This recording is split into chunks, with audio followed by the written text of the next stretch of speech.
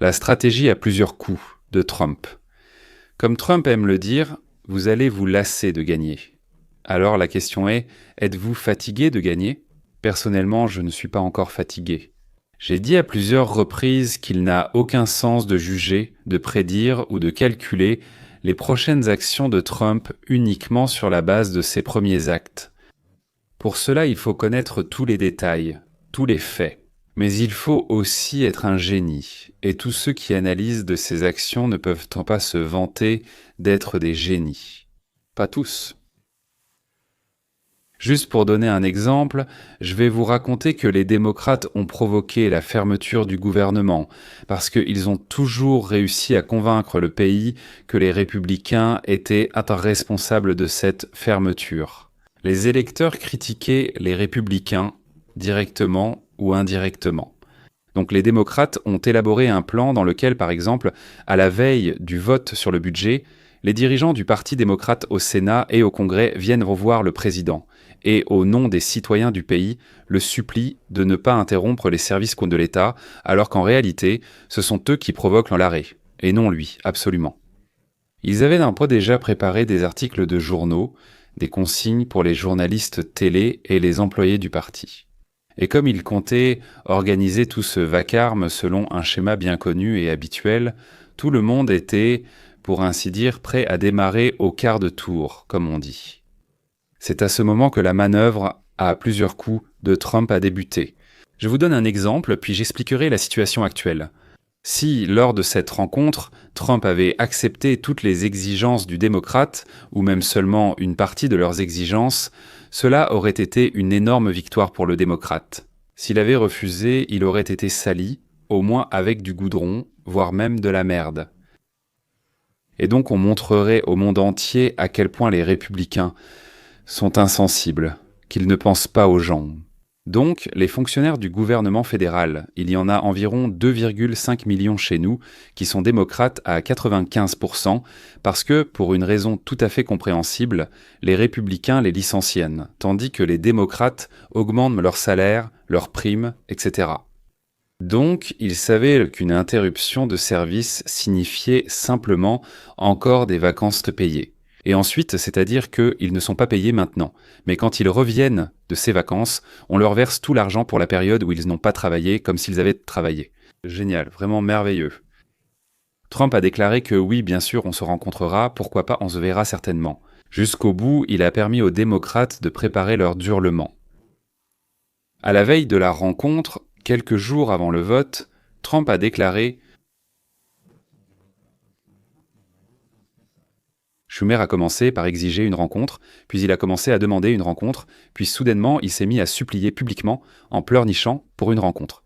Une rencontre. Désolé, mais le président n'a absolument pas de temps pour vous, a répondu la Maison-Blanche. Poussés par leur propre rhétorique, les démocrates ont voté contre le budget, et c'est ainsi que ce fameux confinement a commencé, celui qui dure déjà depuis 9 ou 10 jours chez nous.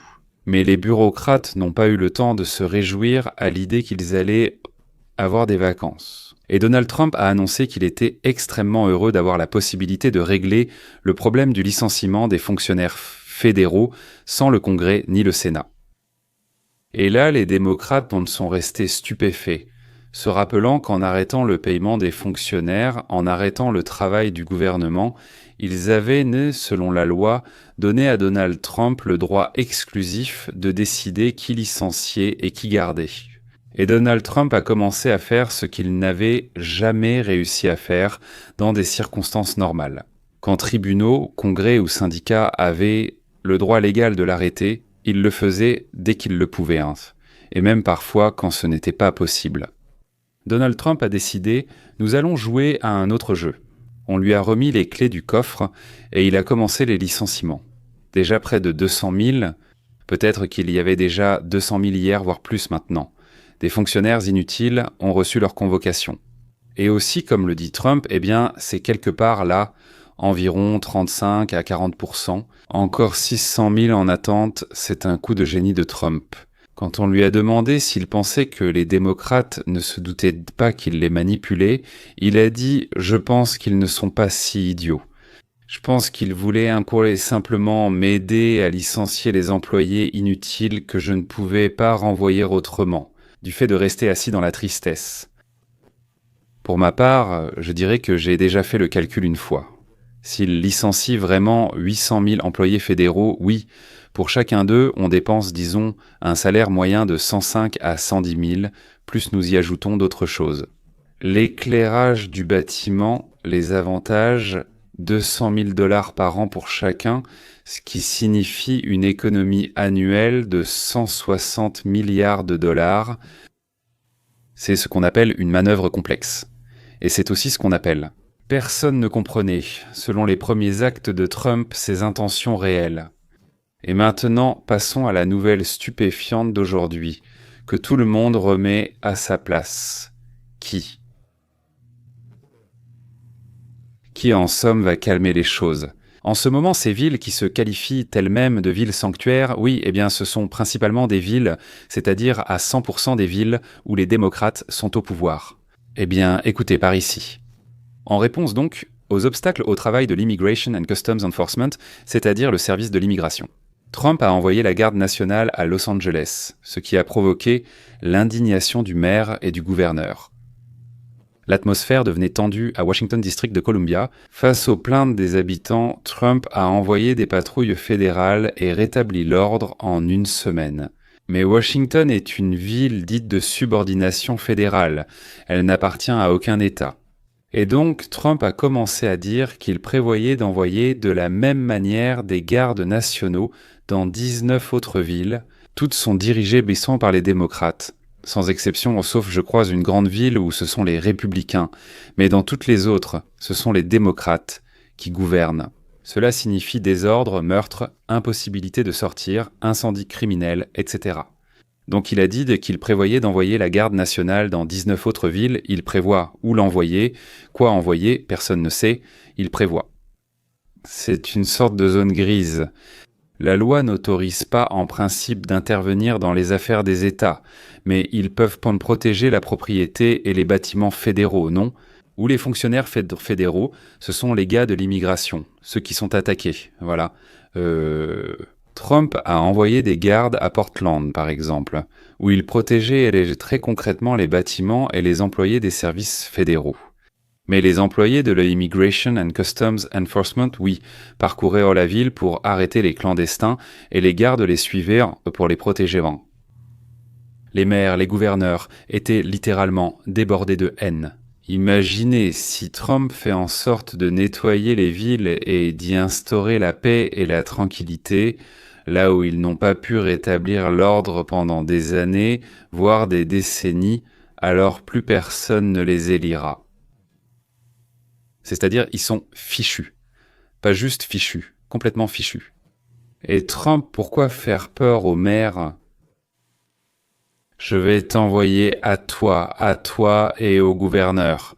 Si tu ne rétablis pas l'ordre, mes gardes viendront là-bas. Du bruit, des cris, c'est la violation de toute notre démocratie. C'est un usurpateur. Pour l'instant, il ne fait que parler. Il n'usurpe rien, il dit juste « j'enverrai des gardes des États républicains. Donc des gardes, si tu envoies tes gardes. Il y a des gardes dans chaque État, dans chacun. » En principe, ils sont sous l'autorité du gouverneur, mais par un ordre, le pouvoir fédéral peut les reprendre et ils passeront sous l'autorité fédérale. C'est la panique chez les démocrates. Dans toutes ces grandes villes, la vie normale va soudainement s'installer. Et ils devaient en soi commencer à le faire eux-mêmes, de toute urgence.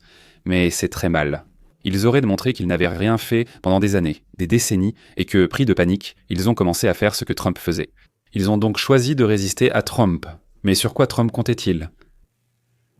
Mais le laisser-faire, éradiquer la criminalité, c'est du suicide, disons-le ainsi, pour les maires, pour les gouverneurs. Et les démocrates commencent à faire des erreurs, ils commencent à se précipiter, et, sans même s'en rendre compte, ils suivent le chemin sur lequel il les conduit. Qui est Donald J. Trump ? Et voilà que les démocrates, poussés à une rage impuissante, sont arrivés là où ils ont été attirés. Regardez, écoutez le maire de Chicago. Bonjour à tous, bonjour, merci à tous d'être venus aujourd'hui et merci à tous les élus qui sont ici ce matin. Merci aux organisations communautaires qui se tiennent ensemble en ce moment critique de l'histoire de notre pays. Nous sommes ici aujourd'hui pour parler des événements qui se sont produits la semaine dernière. La semaine dernière a révélé le vrai visage de la politique d'immigration de l'administration dans notre ville et le monde entier a pu le voir. Mardi, des agents fédéraux de l'immigration ont mené une descente dans un immeuble résidentiel du quartier de South Shore en pleine nuit. Et cet immeuble était géré par un propriétaire peu scrupuleux, ce que tout le monde disait clairement. La ville a en fait poursuivi le propriétaire en justice en février pour 15 infractions au code du bâtiment. Le maire Bradley Johnson a la cote de popularité la plus basse de toute l'histoire des États-Unis d'Amérique. J'ai une bonne part de la ville, la cote de popularité la plus basse de toute l'histoire des États-Unis d'Amérique. Seulement 6% de la population pense qu'il fait quelque chose d'utile pour la ville. 6%. Il raconte que l'Immigration and Customs Enforcement, ces salauds, a encerclé la nuit un bâtiment qui est dans un état épouvantable. Au fait, pourquoi est-ce qu'il n'a rien fait? Pourquoi n'a-t-il rien fait à ce sujet? Il n'a rien fait, c'est parfait. L'Immigration and Customs Enforcement a arrêté des clandestins, des criminels. Quelle horreur, n'est-ce pas? Vous pensez pareil, non? Quand ils sont venus au milieu de la nuit, ils ont terrorisé les familles qui vivaient là. Il y avait des enfants sans vêtements. Ils étaient attachés avec des colliers en plastique, sortis dehors à 3 heures du matin. Je me demande, est-ce que à 5 heures du matin c'est permis? À 3 heures ce n'est pas permis, moi c'était, mais à 5 heures ça l'est. C'est à cette heure-là que les forces fédérales ont fait irruption dans la maison du président Trump à Mar-a-Lago. Et l'arrestation du pasteur qui priait près du Sabbar Tari, priait pour les âmes des tués. Il a été arrêté à 5 heures du matin sous la menace d'armes, devant ses 4 enfants et sa femme. C'est sûrement permis, non?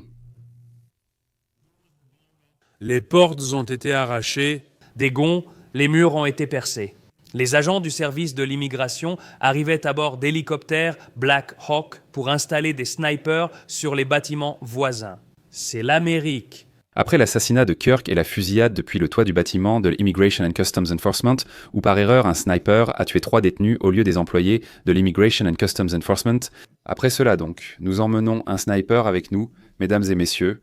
Oui, nous l'emmenons. Seulement vous tirez sur nous et nous sur vous, non. Sauf bien sûr si vous ouvrez le feu en premier. Et maintenant, voici la partie la plus drôle. L'un des habitants a décrit la situation simplement, et je cite. Ils avaient des immigrés dans une camionnette et des personnes noires dans une autre camionnette. C'est-à-dire les criminels illégaux dans un bus et les criminels locaux dans un autre. Vous trouvez ça horrible aussi qu'ils aient été séparés?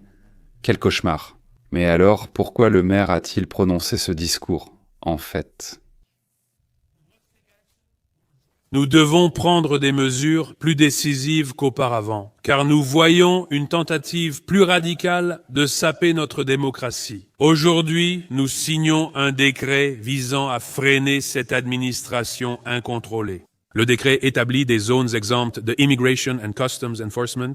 Cela signifie que les biens municipaux et les entreprises privées qui ne souhaitent pas participer ne serviront plus d'intermédiaires pour mener ces descentes.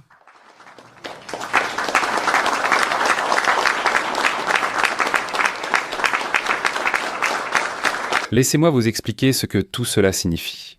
Si des fonctionnaires fédéraux gardent aussi leur voiture sur un parking municipal ou sur un terrain municipal, la police doit les en chasser. Et s'ils ne partent pas, eh bien, il faut les arrêter. Et s'ils ne se soumettent pas, tirer. Tirer sur des employés, ce n'est pas drôle. Des agences fédérales américaines. En même temps, le chef du service de patrouille de Chicago a ordonné de ne pas aider les agents fédéraux, même s'ils sont en danger. À Chicago, des sources ont confié à Fox News que la police aurait reçu l'ordre de ne pas aider les agents de l'Immigration and Customs Enforcement en danger. Mike Tobin va nous raconter cette histoire. Tous les détails. Bonjour Mike. Oui, mais nous avons de nombreux policiers de Chicago de base qui nous disent en coulisses qu'ils sont indignés que l'ordre de ne pas intervenir leur ait été donné après l'attaque contre les agents fédéraux. L'ordre aurait été transmis par un message du chef de patrouille via le service de gestion des urgences. Aucune unité ne répondra à cela. Des sources policières confirment l'authenticité du message, appuyé par un enregistrement audio de l'ordre de non-intervention. Pour que le répartiteur croie l'eau à cette situation absolument impossible, à cet ordre complètement insensé, l'officier de service a dû s'approcher du micro et le confirmer. La police de Chicago est devenue folle. Ils n'ont pas voulu aider leurs collègues, ni aider les citoyens américains qui étaient mentamment venus dans leur ville pour accomplir leurs devoirs. Jamais dans ce pays, on avait encore vu ça. Le soir même, le chef de la police, subordonné au commandant lui-même dépendant du maire, venait de donner l'ordre d'aider. Il est sorti lors d'une conférence de presse et a déclaré que le maire était un idiot et une merde. C'est vrai. En d'autres termes, la police de Chicago n'arrêtera pas et ne peut pas arrêter des agents fédéraux simplement parce que quelqu'un estime que leurs actions sont illégales ou inappropriées. Ce quelqu'un, c'est la mère, enfin son patron. Leurs règles d'engagement diffèrent de celles de la police de Chicago et des autres forces de l'ordre local. Nous devons bien comprendre cela. Si nous ne le comprenons pas clairement, nous verrons un autre événement similaire à celui qui s'est produit samedi. Nous ne pouvons pas avancer ainsi dans cette ville. Si nous voulons préserver la paix ici, nous devons agir intelligemment. Et attaquer les forces de l'ordre dans n'importe quelle circonstance n'est sûr pour personne. Pour parler clairement, je ne vais pas obéir aux idiots qui exigent que nous arrêtions des fonctionnaires fédéraux. Mais le maire qui est tellement idiot qu'il ne comprend même pas ce qu'il fait. Il ne comprend pas ce qu'il fait. Vous avez dit plus tôt que les agents fédéraux qui violeraient votre décret commettraient un crime. J'aimerais en savoir plus. Je veux en savoir plus. Pensez-vous qu'ils devraient être accusés ? Comment la loi s'appliquera-t-elle sur l'aspect pénal ? Ils doivent être accusés d'un crime, parce que c'est un crime. Par qui ? Ils enfreignent la ville de Chicago. C'est un crime. Voilà le problème. Toute personne qui commet un crime doit être tenue responsable. Je veux dire, n'est-ce pas la règle fondamentale de ce qu'ils appellent soi-disant la loi et l'ordre ? Comment pouvez-vous espérer que les gens respectent votre capacité à maintenir la loi et l'ordre si vous ne la respectez pas vous-même ? Alors, vous souhaitez que le procureur porte plainte contre eux ? Je dis qu'ils doivent être tenus responsables. Mais il ne comprend même pas comment l'appliquer. Mais nous... et des voleurs. Voilà.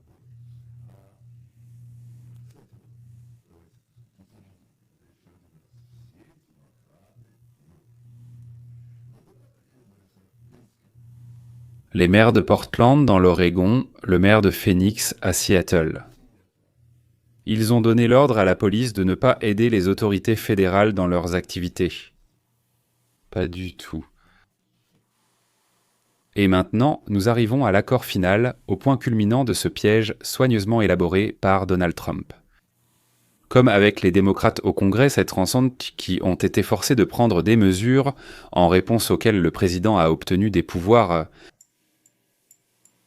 Avant, il ne les avait pas. En temps normal, c'est pareil ici.